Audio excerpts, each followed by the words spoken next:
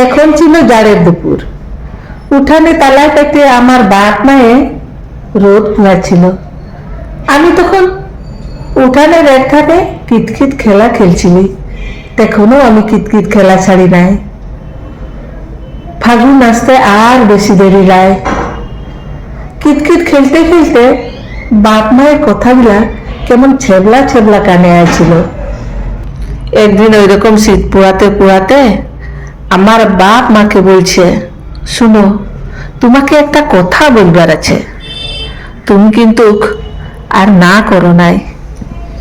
দেখছো তো যুগ কেমন পাল্টাই গেছে, কখন কি হয়। বিটু তো আমাদের বড় হতে যাচ্ছে গো, সেটাও ভাবতে হবে। তুমি কিন্তু আর না করো নাই। তখন মা রাগে ঝাঁকি দাঁত চিপি বলল, বিয়া বিয়া করে খেপা ভাঙ্গিছ নাকি? সেই কবে কানের গোড়ায় দিন রাত গজর গজর গজর গজর করে আমার কানটাকে হু হু করে দিল। মায়ের কথা আর চলে নাই। বিয়া আমার হয়েই গেল। যেদিন তোমরা প্রথম আমাদের ঘরে আসলে দুয়ার গোড়ায় গাড়ি দাঁড়াইলো। গ্রামের যত লোক ছিল ছুটি ছুটি আসলো। দেখি বলল, রাজপুতুর মতন কাঁচা হলুদ ভাঙলে যেমন দেখায় সেই রকম তোমার গায়ের রং ছিল।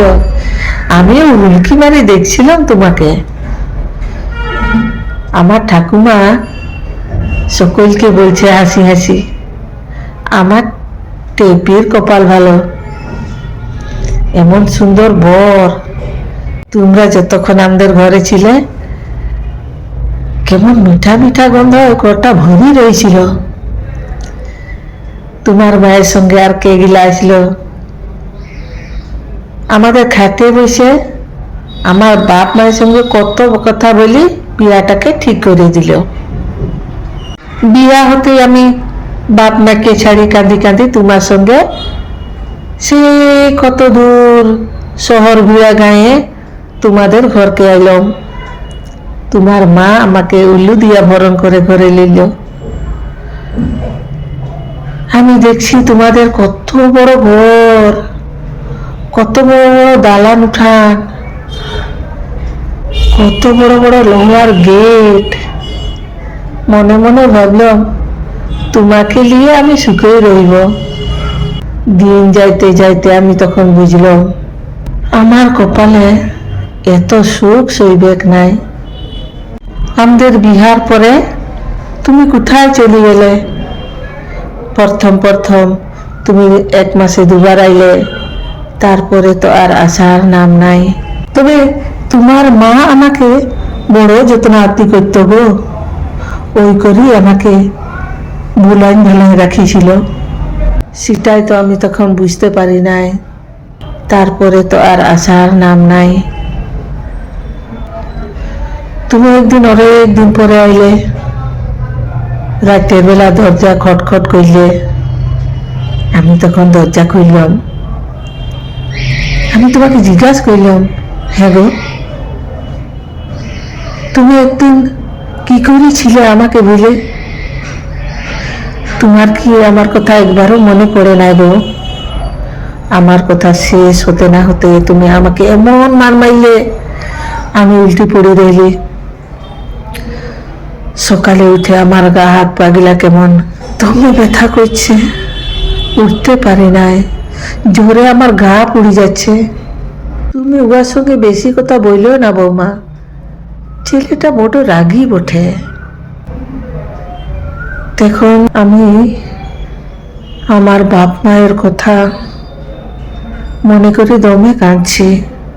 তোমার মা আমার বাপ মাকে খবর দিয়া লিয়ে আইলো। আসি আমার মা তোমাকে জড়ায় ধরা এমন কাঁদা কাঁদিল। কাঁদি কাঁদি বলছে, বেটি আমার শুকাইন গেছে, কেমন শুকাইন দড়ি হয়ে গেছে। বাপের মুখে কিন্তু করা নাই বলে কয়ে আমাকে তখন বাপ মায়ে লিয়ে আসলো বাপের ঘরকে। সেই যে বাপের ঘরে আসলাম আর শাড়িরও লি যাওয়ার নাম নাই। এখন আমি ভাবি তোমার মা তোমাকে ঘরে বাঁধিবা রাখিবার জন্য আমার সঙ্গে বিয়া দিয়েছিল। গ্রামের মানুষ তো আমি, অত শত কি আর বুঝি। এই করে তখন থেকে আমি বাপের ঘরে বাপের ভিটায় পড়ে রয়েছে। স্বামীর সুহাগ যে কি আমার পুরা কপাল, জানতেই পারলাম না।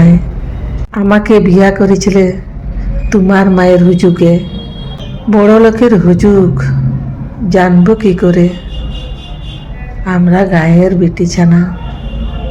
এখন জানতে পারছি তুমি আমাকে কোনো দিন ভালোবাসো নাই।